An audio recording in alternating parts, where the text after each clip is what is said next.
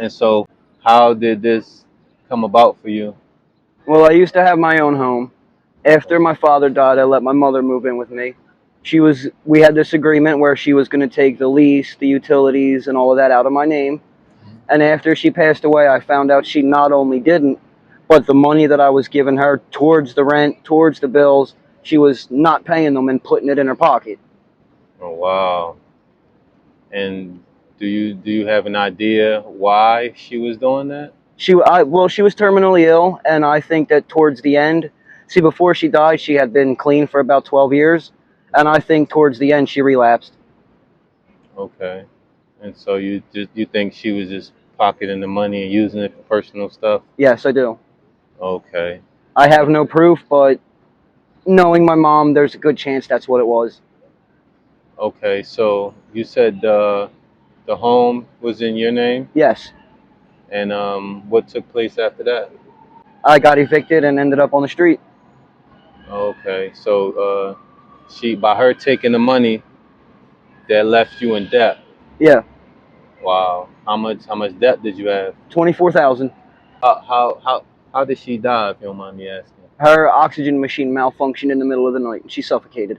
Okay. And then after she died, how did you find out about?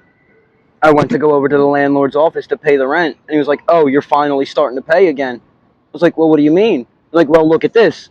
And it showed me on his computer screen that it hadn't been paid for like a year and a half.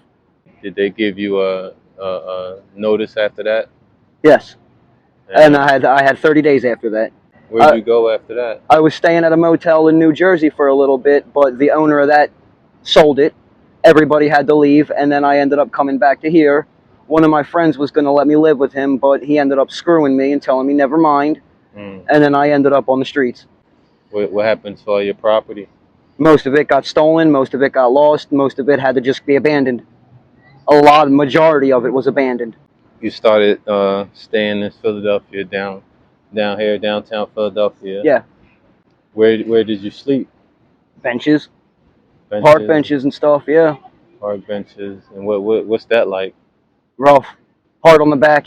Yeah, I could imagine. And do you have issues with like sleeping in the park, like with other people and stuff like that? Sometimes. Yeah.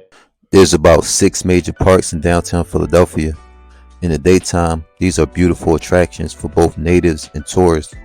But at night, these same parks are where most of the homeless population find resting areas on benches and grass. It's really crazy to see the difference from night and day.